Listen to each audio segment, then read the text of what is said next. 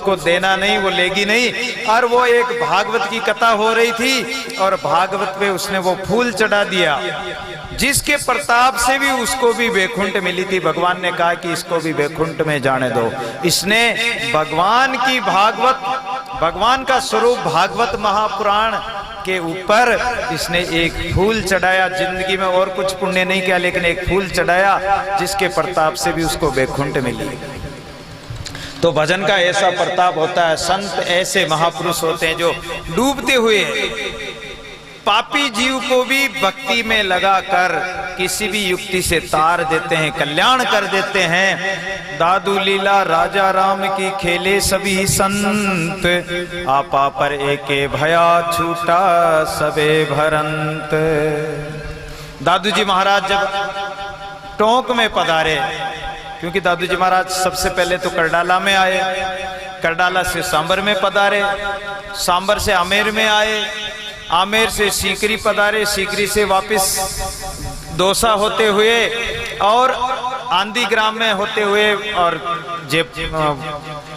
वहाँ आमेर में पधारे, आमेर से नरेना पधारे। तो इस बीच में दादू जी महाराज टोंक में भी गए थे, निवाई टोंक, जहाँ मैं रहता हूँ निवाई में, तो वहाँ टोंक में दादू जी महाराज पधारे थे।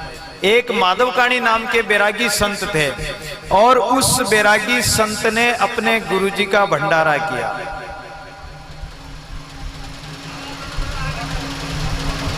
तो दादू जी महाराज टोंक में पधारे और माधवकाणी जी के गुरुजी के भंडारे में।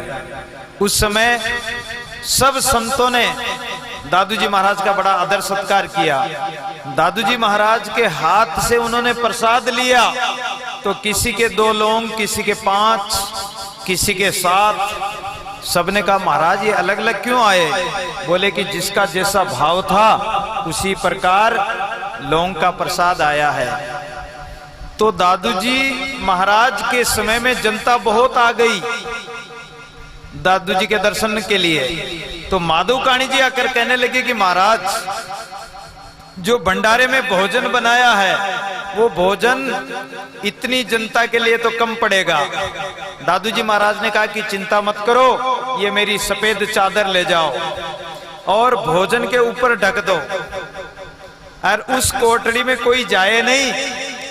भगवान का नाम लेके उस कोठड़ी में इस चादर से मिठाइयों को ढक दो और नीचे से निकालते जाओ, तो कोई कमी नहीं आएगी। जो भोजन 1 दिन के लिए कम पड़ रहा था, वही भोजन 7 दिन तक दादू जी महाराज के प्रताप से रिद्धि और सिद्धि इतनी बढ़ गई कि 7 दिन तक वो भोजन, अखंड भोजन भंडारा चलता रहा, कोई कमी नहीं आई। काहे की कमी जाके राम धनी, परमात्मा के संत प्यारे भक्तों की क्या कमी हो सकती है जो परमात्मा से ओतप्रोत है। उनके आगे तो परमात्मा रिद्धि सिद्धि माया हाथ जोड़कर खड़ी रहती है कि हमें कोई आदेश दे, कोई हमें सेवा के लिए कहे। तो इसलिए संत महापुरुष आगे चंद सूर सिजदा करे, नाम अल्लाह का ले, दादू जमी आसमान सब उन पांवों सिर दे। चंद्रमा, सूर्य, धरती, आकाश, जल, ये सब उन संतों के आगे हाथ जोड़कर खड़े रहते हैं। ये भजन का प्रताप है, संतों की ऐसी महिमा है। संत बड़े परमार्थी, जो परमार्थ के लिए संसार में आते हैं, डूबते हुए जीवों को पार करते हैं। स्वयं चाहे सुख दुख उठा ले, दुख भोग ले, लेकिन जीवों का कल्याण करते हैं। मति मोटी उस साधु की द्वेपक रहित समान, दादू आपा मेट कर सेवा करे सुजान। दादू जी महाराज कहते हैं कि उस संत की मति, यानी उसका मत, उसका विचार, उसकी जो साधना होती है, उन संतों की बड़ी महान साधना है। उसकी बड़ी अच्छी बुद्धि होती है, अच्छे विचार होते हैं। वो किसी पक्ष विपक्ष में नहीं बंधते हैं,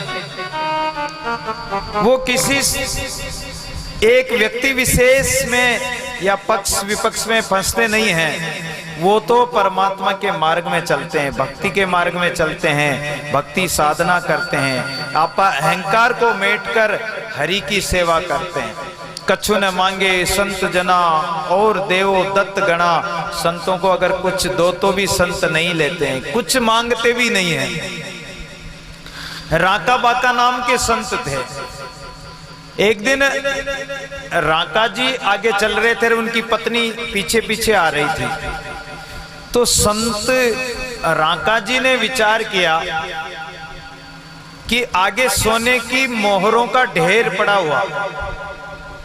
विचार किया कि कहीं मेरी धर्मपत्नी का मन विचलित न हो जाए और इन मोहरों को उठा ले। तो मिट्टी से उसको ढकने लगे, धोबा भर भर कर उस पर मिट्टी डालने लगे। इतने में उनकी पत्नी आ गई, कहने लगी कि पतिदेव क्या कर रहे हो?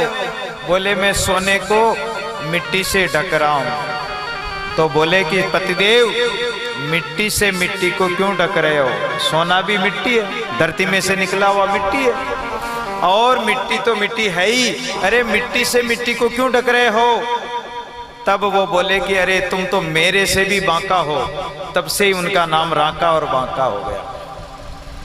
भजन की लागे सोई जाने, दूजा क्या जाने मेरा भाई। रंका लागी बंका लागी, लागी सदन कसाई, छोड़ चलिया बलक बुकारे के ऐसी लागी, छोड़ चलिया बादशाही। जिसके भजन की लग जाती है, जिसके सदगुरु के बाण लग जाते हैं,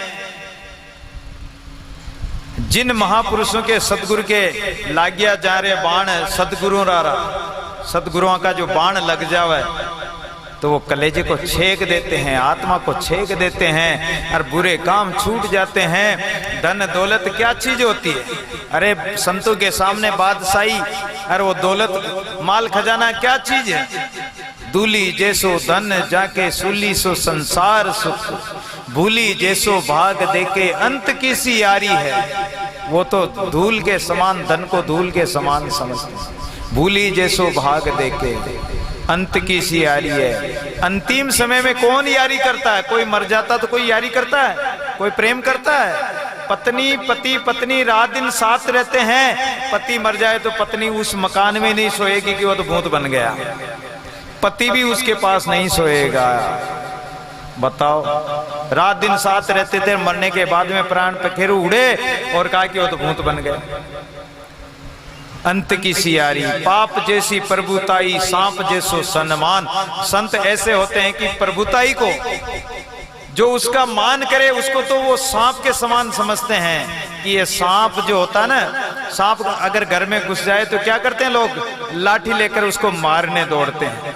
ऐसे ही संत मान सम्मान से दूर रहते हैं। अगर कोई उनकी मान बढ़ाई करे तो उनको बड़ा बुरा लगता है, उनको चुभता है। सांप जैसो सन मान बढ़ाई बिछुन जैसी, अग्नि जैसो इंद्रलोक। इंद्रलोक को तो वो अग्नि के समान समझते हैं। जैसे अग्नि जलती हो तो उसके पास कौन जाके बैठेगा? वो तो जलाती है। तो इंद्रलोक भी नहीं चाहते हो, ब्रह्मलोक भी नहीं चाहते हो, स्वर्ग लोक भी नहीं चाहते हो, वो तो परमात्मा का धाम चाहते हैं, परमात्मा को चाहते हैं। विघ्न जैसो विधि लोक, कीर्ति कलंक जैसी सीधी सी ठगारी है। और कीर्ति मान सम्मान यश प्रतिष्ठा चाहते ही नहीं है। ऐसो को साधु सो तो राम जी को प्यारो है। सुंदरदास जी महाराज कहते हैं कि ऐसा संत कोई राम जी का प्यारा ही होगा। एक तुलाधार नाम का सेठ था काशी में। उस सेठ का क्या नियम था कि प्रतिदिन दान पुण्य करता था। चाहे कोई आओ, कितना ही ले जाओ, दोबारा ले जाओ, चौबारा ले जाओ, लेकिन वो मना ही नहीं करता था। वो तो नीची आंखें करके और देता रहता था। मालिक देत है देत रेत दिन रैन, लोग भरम हम पे धरे याते नीचे नैन। रहीम जी ने कहा, रहीम जी का भी ऐसा ही दान करने का स्वभाव था। तो रहीम जी को लोगों ने कहा कि तुम नीचे नेत्र करके क्यों देते हो? लोग दोबारा ले जाते हैं। कि ले जाने दे, जितना ले जाना चाहे ले जाए, मुझे तो वो मालिक दे रहा है, रात दिन देता है। लोग कहते हैं कि रहीम दे रहा, रहीम नहीं दे रहा है, वो मालिक दे रहा है। तो तुलाधार नाम का सेठ था। उसका नियम था कि सत्य बोलना, एक तोल एक बोल। बढ़िया क्या करता है कि जैसे कोई छोटा बालक या कोई नहीं समझने वाला कोई सामान लेने चला गया तो उसके ज्यादा रेट लगा देता है। होलसेल वाले के अलग लगाएगा और जो रिटेल ग्राहक आएगा उसको ज्यादा भाव में बेच देता है। लेकिन उस सेठ का ऐसा नियम नहीं था कि एक बोल एक तोल। चाहे बालक आओ, चाहे रोज का ग्राहक आओ, चाहे होलसेल वाला आओ, चाहे रिटेल वाला आओ, एक भाव एक और वस्तु देता था। एक तोल एक बोल, यानी सत्य बोलता था, वो झूठ नहीं बोलता था। जिसके कारण उसमें ऐसी अद्भुत शक्ति आ गई कि एक जाजली नाम का मुनि तपस्या कर रहा था। जाजली मुनि की तपस्या करने से उसके जटाएं बंध गई, लंबी लंबी जटाएं, और हवा चलने से पेड़ों में उलझ गई।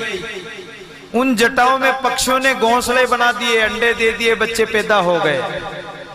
बच्चे उड़ भी गए, लेकिन पक्षियों ने घोंसले उसमें बनाए रखे, उसको अपना घर समझ रखा था। जाजली मुनि ने ऐसी तपस्या की, तपस्या का ऐसा प्रभाव हुआ कि जाजली की समाधि खुली। तो जाजली अपने कपड़े ऐसे आकाश में फेंकता था तो इंद्रलोक में उनके कपड़े धुल के आते थे।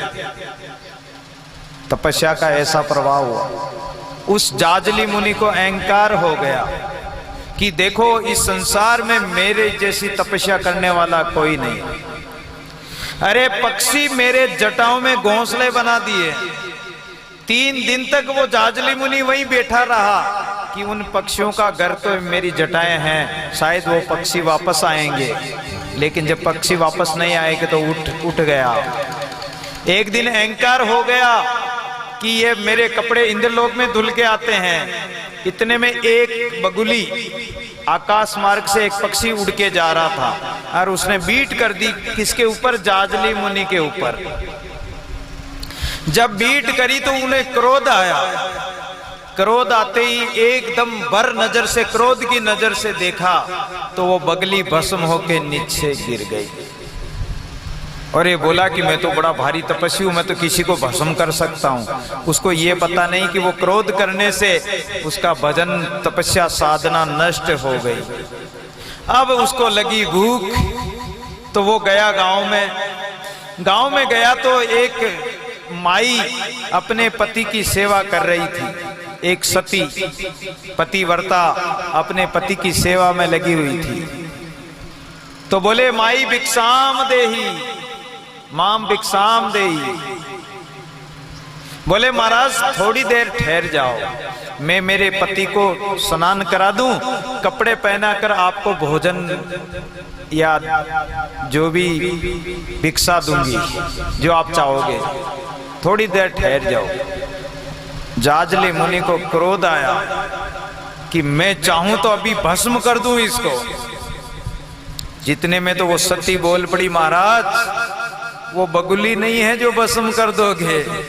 समझ गए ना, वो बगुला को जो भस्म किया था। महाराज वो बगुली नहीं जो भस्म हो जाए।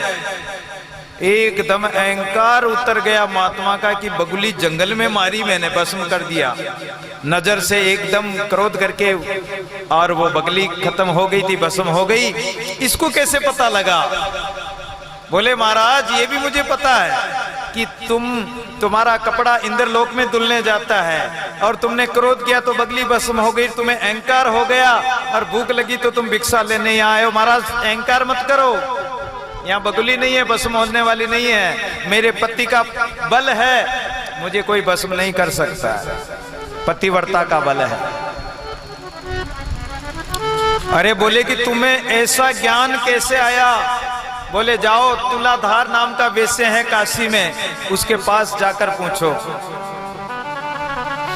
अब वो धीरे धीरे काशी गया, तुलाधार के सामने गया तो तुलाधार तराजू लेर की सेठ था। वो तराजू लेर की कोई ग्राहक आ रहे, सामान तोल रहा, नाज तोल रहा। अरे बोले कि ये मुझे क्या ज्ञान देगा, मैं तो महात्मा हूं, इतनी तपस्या की, फिर अहंकार। भगवान कहते हैं कि अहंकार को मैं नहीं रहने देता हूं, अहंकारी जीव मेरे पास नहीं आ सकता है। और बोले कि फिर अहंकार। इतने में जाकर वापस मुड़ने लगा कि ये मुझे क्या ज्ञान देगा। इतने में तो तुलाधार सेठ बोला कि अरे महात्मा जाजली मुनि कहाँ जा रहा है, जिस काम के लिए आया वो तो बात पूछ ले, फिर पछताएगा। तब जाजली मुनि को आभास हुआ कि मेरा नाम इसने कैसे जाना। जाकर पूछा कि आप मेरा नाम कैसे जानते हो? कि ये सब एक बोल और एक तोल, समभाव रखना, समता रखना। अगर समभाव रखोगे, समता रखोगे तो आप में भी ऐसी शक्ति आ जाएगी। और अगर समता भाव नहीं है तो फिर कुछ भी नहीं है। तो आइए एक छोटा सा भजन है।